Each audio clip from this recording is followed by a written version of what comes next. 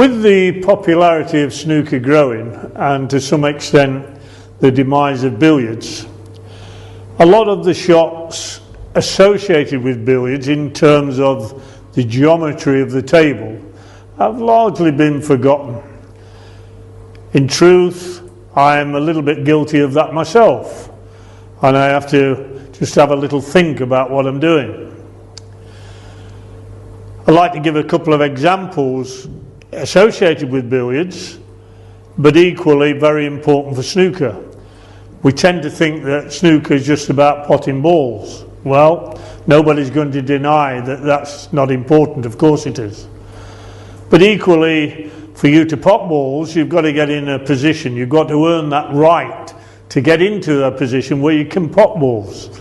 And that requires safety shots, when you're in trouble, getting out of trouble, not sticking your opponent up so that he can pot the balls.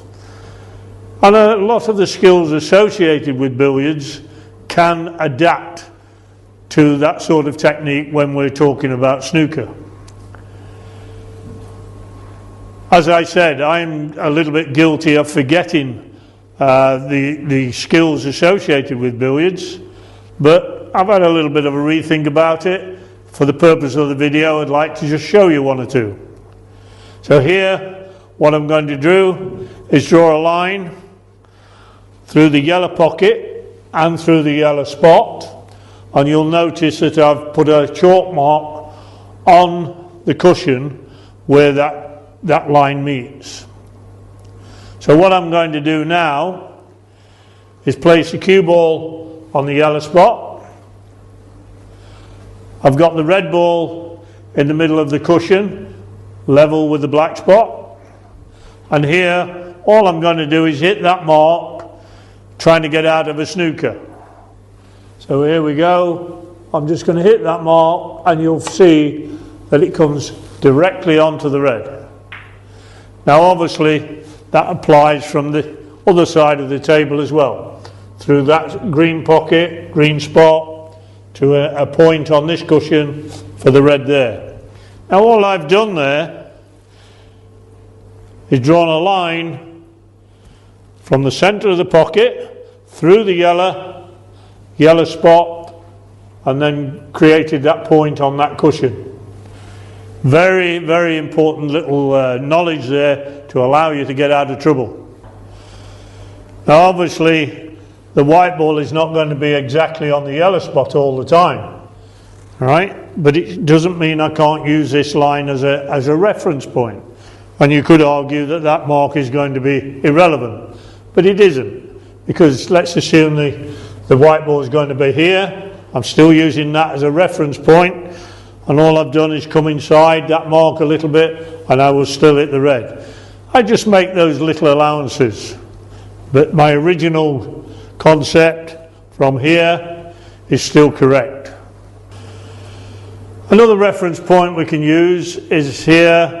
I've laid my cue through the pink spot, parallel with this black cushion, and created a mark on the cushion here in line with that pink spot. I'm then going to place the white.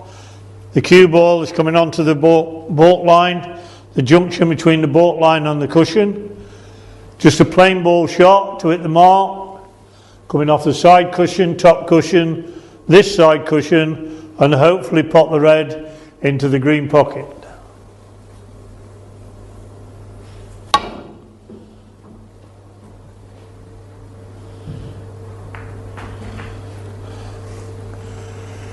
Now the whole point of all this is to teach you about the geometry of the table. It's amazing how silly little things like that can come in the game of snooker. One point I want to make is that all tables vary slightly.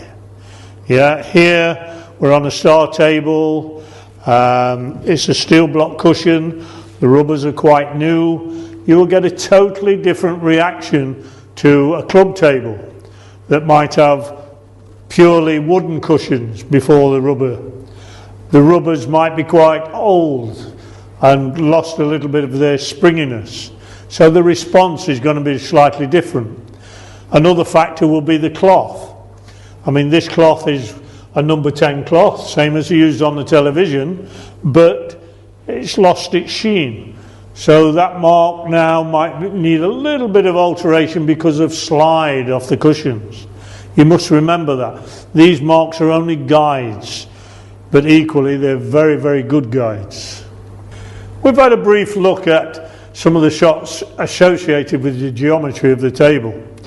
And these shots were developed in the early days of yesteryear from the game of billiards.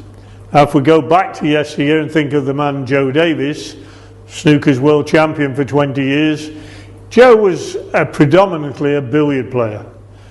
But he saw the value of this game of snooker, this wonderful game of snooker. And he adapted those prolific billiard skills that he had, and he adapted them to the game of snooker. All right? And the shots you see on the television today, Joe Davis was largely responsible for them.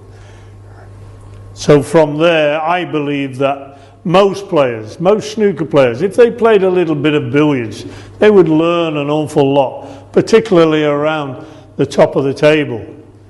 So it's worthwhile just having a look on YouTube, having a look at Joe or Walter Lindrum, the greatest billiard player ever. Have a look at these people on YouTube. You will learn an awful lot. And just hopefully you will pick something up and take it to the game of snooker and enhance your own game. Good luck with your practice.